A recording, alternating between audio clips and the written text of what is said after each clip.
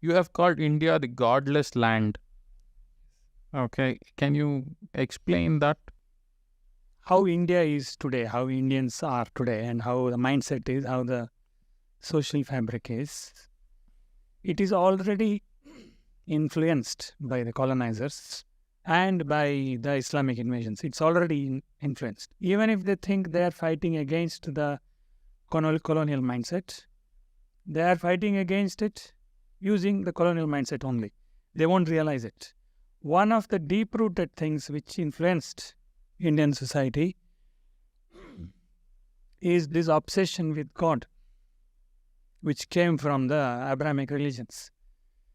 I don't mean it didn't exist in India. It existed. But if you see the ancient texts, Mahabharata, for example, and if you see the conversations there, or even in Buddha's time, if you see the conversations, they're all spiritual conversations. They're trying to see what more is there to life. In those conversations, you won't find God coming into the conversation at all. See, even as a passing mention, it doesn't come. There are chapters where the deities will be glorified and all that is there. That's a different matter. I will come to it later. But when they're talking, today the word astika, nastika, for example. Today we are using this word astika, nastika to refer to those who believe in God and those who don't believe in God. This is a colonial import. In India, it was not so. In Mahabharata, this word is used. For example, there is a conversation which happens between a rishi called Panchashikha and one king. And in that conversation, these words are used. Astika, Nastika words are used. But how they are used is, Astika means somebody who has the conviction that there is something more to me than the body. And somebody who says there is nothing more to me than beyond my body, he is a Nastika. That's how it is described there. And the conversation goes on.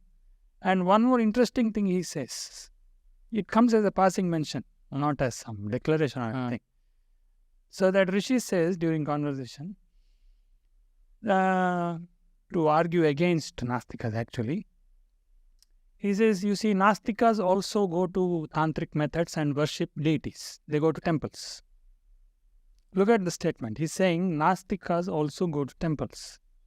Today, if you make that statement, it doesn't make any sense. Because temples, energy forms, deities, and the idea of God and spiritual process, they have all been jumbled up. Today, Nastika means somebody who doesn't go to temple. But temple is a different matter. God is a different matter. Whether if there's something more to me than my body is a different matter. So if you see those conversations, the spiritual conversations, the essential focus will be on this. Is there something more to me than this physicality? That is what they were mainly inquiring.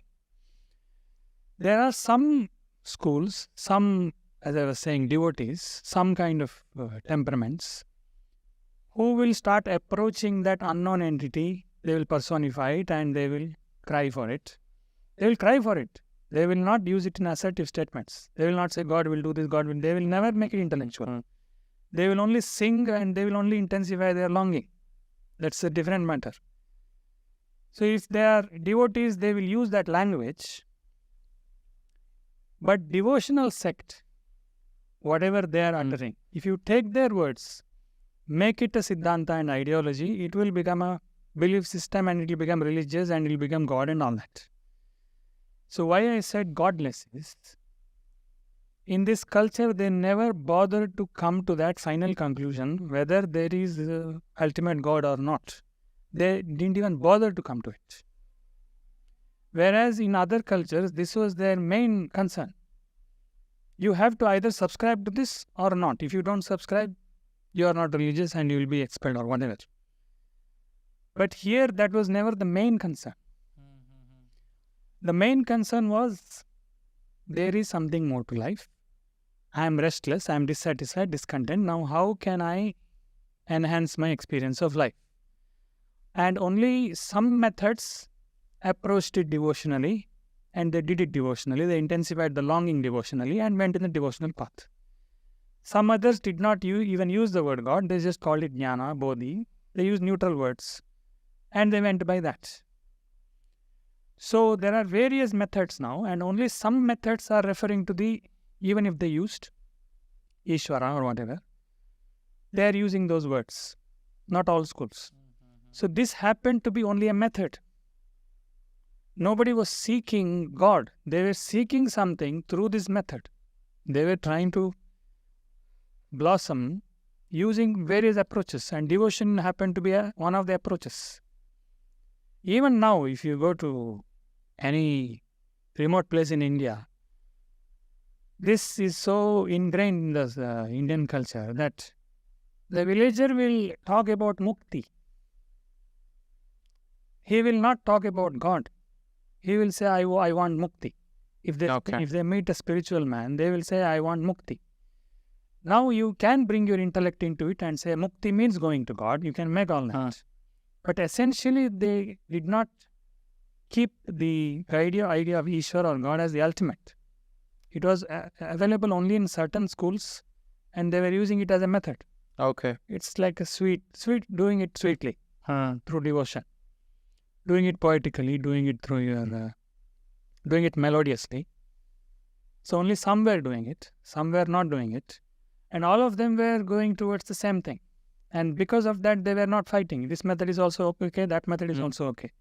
But the moment you make God the ultimate, God is the ultimate. And if I say, no, I will not go by that, I will go by this path, immediately I will be expelled. I am no more religious, I am no more valid. So India is godless in that sense. Okay. It's not the ultimate. Okay.